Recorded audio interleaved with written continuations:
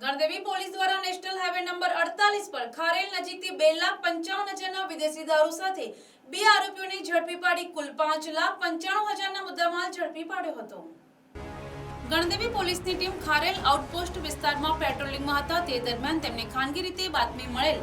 કે એક સફેદ કલરની મારુતિ સુઝુકી કંપનીની ડિઝાયર કાર જેનો નંબર MH04KF2373માં ઇંગ્લિશ દારૂ ભરેલ છે અને તે વલસાડ તરફથી આવે છે અને સુરત તરફ જાય છે।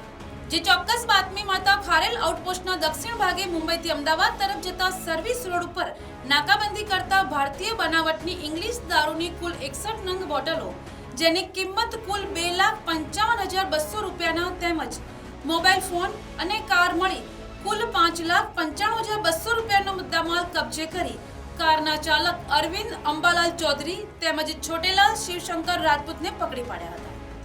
જ્યારે અમિત કુમાર હરિલાલને વોન્ટેડ જાહેર કરી કાયદેસરની કાર્યવાહી હાથ ધરી છે। Bureau report NTC news Navsari.